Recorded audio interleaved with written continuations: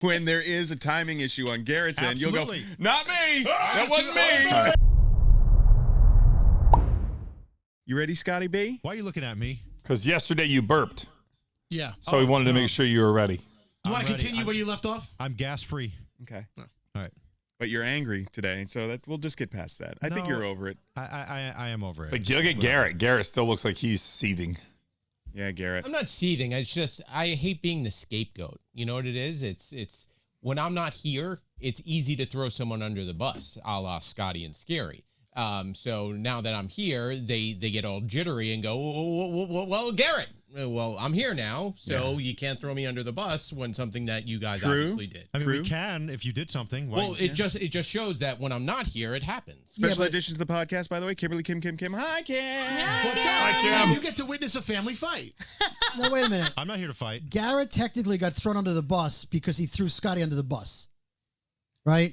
But it's not throwing under the bus when there was an issue. I think he panicked. It wasn't like Scotty did this. It was just hey, there was audio that was going over the radio. I feel like Garrett panicked and he ran out and he didn't know what to do, and the first thing he thought was run into the studio. I don't think he did it on purpose. But let's reset. What happened was that Scotty messed up and was playing the Z100 local radio station over the morning show. Because I wasn't paying attention. And Garrett ran in and said, you guys are playing audio over the radio station. Now, Scary then threw Garrett under the bus because Scary said, well, Garrett should know better. When that happens, he should know it's Scotty, and he shouldn't have come in here and tried to blame me. Well, let's ask. Garrett implied it was Scary initially. Well, can we ask that? Can we ask Garrett? Garrett, did you know for a fact that it was Scotty's issue, or were you not sure if it was Scotty or the morning show studio? No, I just ran because I heard what we call backup audio. Like when all else fails, you hear this thing that we have pre-programmed in there, and that was it. Then I don't know what you were listening to because that's not what was on the air. Yeah, because what was playing was the emergency audio. So in fact, that is Scary's issue, which not true. No, you see, the thing is this: if Garrett has years of experience running the radio stations. He knows when he hears double audio when we're in a commercial break that comes from the other studio. But he chose to come into this studio so Elvis can be witness to Scotty's fuck up by saying, "You guys got two things running at the same." Hold on. In all fairness, I don't think so. Garrett has been called out on the carpet several times for his own fuck ups. Right, but But I just asked Garrett. Sky's always the first one to go, "Not me." Yeah, but Scary. Well, that's right. So Okay. I feel like this is retaliation. Hold on. I just asked Garrett, but I just asked. No, I just asked Garrett. Garrett, did you know whose fault it was? No, it wasn't, because the audio that we're listening to, like I said, is what listeners hear when they're driving in the car of like, hey, I hear something weird over the commercials. That's what it was. As Steve Winwood once said, when you see a chance, take it. I will say, Scotty, you do that when there is a timing issue on Garrett's end. You'll go, not me. That wasn't me. All right. But hold on, Garrett. What were your words when you walked in the studio? Scary left the mics on or left the music in the background playing and the double audio. Nate knows. Ned's laughing. Yeah. Sometimes Scary has, and he'll like act like he didn't do it. Remember the time we talked about this a couple of weeks ago where he fucked up and he's like, "Get the engineer," but he did it. It was his fault. Wait, may I confess something? Yes. Yeah. Do you remember the other morning? I don't know. The listeners probably don't know about this, but the other morning at the very beginning of the show, you said, everything just dropped out right before it started, and you couldn't hear anything, and there was no audio. Yes, and Elvis was like, I remember can't hear that. it. We freaked out. I accidentally turned the microphones on in here. Oh! That was that Garrett's fault? Wait a minute. No, it is. It is. And you made him call the engineer and everything? I just didn't want to get yelled at. We were freaking out. I was like, I had double phones. I don't even have two phones. But I was like, oh my God, call Jeff. What's going on? Look, I just admitted it, right? I'm the guy that will always tell you, like, down the road. All right, but hold on, Garrett. When you came in today during the fuck up, correct. What were your exact words, and to who were you speaking? There's double audio playing. That's it. Yeah, that's all he said. I almost knocked Gandhi over with her pizza. But the problem was, though, he directed that to the wrong studio. He directed it into our studio where Elvis was clearly in earshot. Okay. See, but at the end of the day, listeners texted in. Listeners heard it. So no matter what, if I went to Scotty and go, hey, Scotty, just so you don't get in trouble, here's the thing. It's still going to call out. So Scotty wasn't going to be like, you know what? We just learned it took 2 days for Scotty to say a mistake. It's okay for you to take revenge, And when it Garrett. is Scotty's fault, what do? We wave our arms to get his attention. Right. Now, if you're watching this on Instagram, you'll see this, that Scotty Studios right through the glass. We were all waving and jumping up and down. Scotty had his head turned. He was talking to Andrew with his feet up on the counter. He was not a care in the world. I tell you, it sucks nowadays because when you do make a mistake, the listeners will call you out via text, and then Elvis is like, "Wait, what is this? What just happened in there?" So even if Elvis didn't hear it and That's witness right. it, Yep. I always hope Elvis didn't hear it, but then squeal. someone By the will way, call me out. If it wasn't Garrett, it's a listener. Can I admit something? Yeah. Uh-oh. So after this whole thing, it played out during our 14-minute commercial break, 13-minute commercial break. And I go to Diamond and I said, Diamond, get a caller and have him call Scotty out on his mistake. Anything for the show content, Dick. But it made for great content. Did you? I love, and just to clarify for everybody and for Kim here, she's like, this is awkward. We're a family and we're squabbling. That's what every family does, for the love of God. By the way, we got a text message about an hour ago that said Scotty B is no longer hot.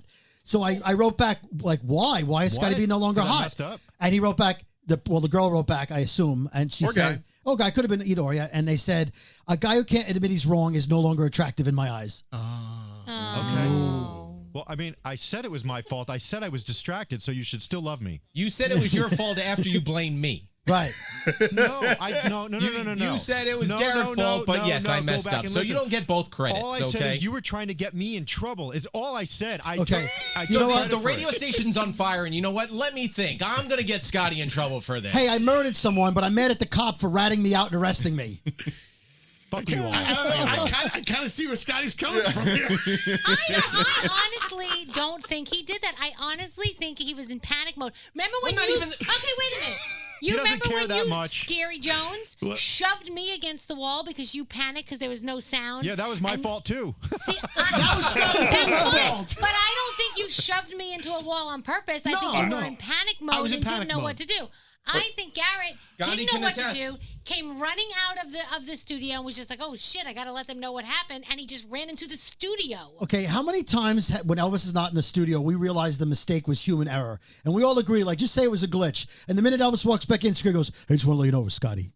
Wait. No, that doesn't happen. I know that's happened because I hear it. You don't think I'm listening, and I hear you say it. Well, here's the thing, just to clarify that point. Elvis will think it's somebody else, right? Yeah. So I do see where Scary's coming from because otherwise that other person that shouldn't be getting blamed is getting blamed when the person that actually fucked up should be getting. But the problem is Elvis is now conditioned. No matter when anything happens, he looks at me.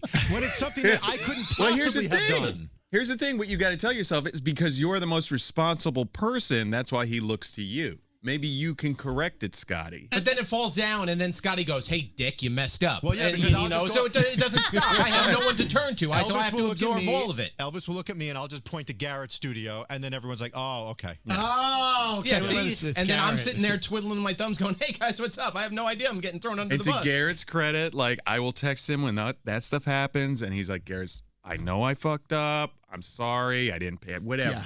And by the way, I've taken more than my share of lumps over the years for shit. Yeah. So I'm just ready to just dole it out to everybody else. Here, you guys can have the blame because it's usually either Garrett or Scotty and not me. So I'm just saying.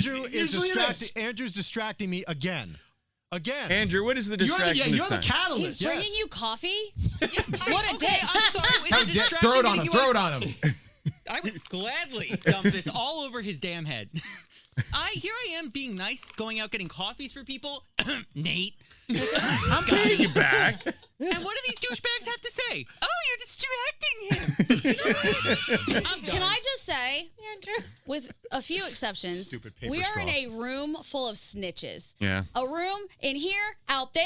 Everyone's just trying to throw each other under the bus, get credit for things. Not nice. Never. It's not nice. Don't look at me, Danielle. Snitchy. Danielle is not snitchy. Not a snitchy. Honestly, Nate, not that snitchy. Everybody else snitches, and you should all end up in ditches. Snitches end up in ditches. Hold on, time out. When you say everybody I'll else. take Andrew out. Andrew's not a snitch. Well, who have I snitched on?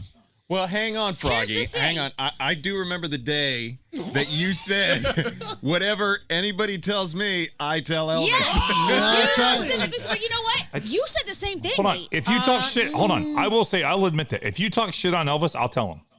That's snitchy. But then don't talk shit. Don't talk shit on him. Nobody talks shit on Elvis. Apparently somebody does because he's talking from experience. Right. All I'm saying is if you say bad things about Elvis and I think it could be detrimental to him or the show, I'm going to tell him. I just want you to know. So I'm not the person to tell. Other than that, if you fuck up something on the air, I'm not going to tell on you. I don't care. I fuck up plenty of shit. I don't care. Oh, yeah, that's right. You got your own thing going on there that we never hear about. Right. Oh, no, we see it in the text message when Jacksonville goes off the air or whatever. You know, happens. For some reason, it's my fault. I don't know how. Not my fault. That's Garrett's fault. Okay, so we have this text message system, right? And it's all of the listeners from our 75 cities around the world, across the country. And I've always had this rule. If Elvis sees something, then we'll address it verbally. Right. But if there's a problem that we can hopefully handle before he sees it, we will handle it. Yes. However, one person, Brody,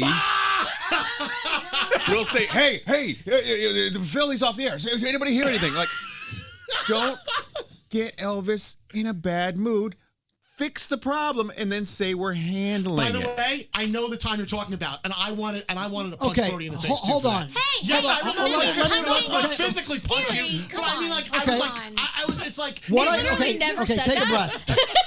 I was angry. What I said in the chat room was Q was off the air. No, this was in the room one time. Yep. Oh, in the room. I know what he's talking about. Yes. Okay. Oh, that time. Yeah, there was twice then. So that time, the reason I brought it up is that if you don't say it, you're right. If he doesn't see it, great. But if he does see it, then he yells at us for not bringing it to his attention and that we're not handling it. Is somebody handling this? Is somebody seeing this? We so say I was letting him know. on it. Yeah. We've always said, hey, okay. Yep. Yeah, we know we're on it. Yeah. We're on it. We're addressing it. Yeah. But don't call it out because there's inevitably going to be a problem. That's right. Don't poke the bear. Yeah, and again, I remember Nate and I looked at each other like, fucking Brody. Yeah, I know.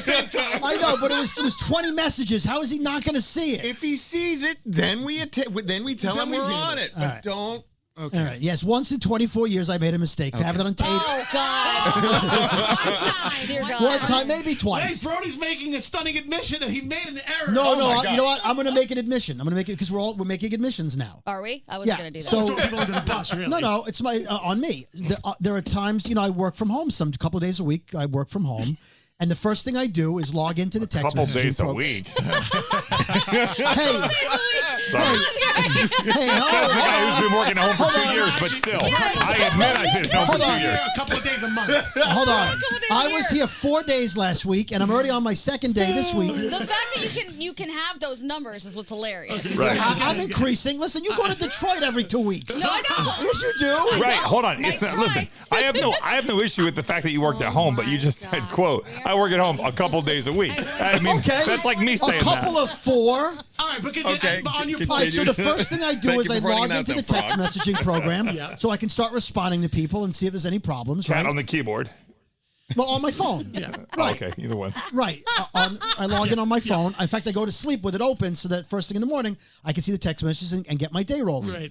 Well, if I oversleep by a couple of minutes, I pray there's no problems on any of the affiliates because then I'm not answering them. It'll be clear that I'm not answering them. So 2 days ago, I overslept by like 8 minutes and Q102 in Philly was off the air. And by the time I saw it, Nate was already responding and calling Philly. So I knew that I was like, fucking listeners. They threw me under the bus without even realizing it. So yeah, well. So thank you, Nate, for covering me. One big happy family. There becomes a moment with energy in this room. I think Danielle's the only person who notices it. I just pick up my phone and my coffee, and I exit. That's what I just said to Kim. I said to Kim, I want to go home. Hey, for listeners who are watching this online, this is Brody when you send a text that he does not I can't. Oh, that's very funny. And with that is your podcast. Thank you, ladies and gentlemen. Wait, did we go over? Did we go over? No. But we went over. Hold on. Someone's gonna rat us out for this. No, we went over Monday and Tuesday, and if we talk for another 5 seconds, we will be at 15 minutes this time. Justin. Okay, Records another us. 5 seconds, he said? Justin, he keeps track of our podcast. 4, 5. All right, we're there. Nice to talk to you. Justin, Bye. no grievances.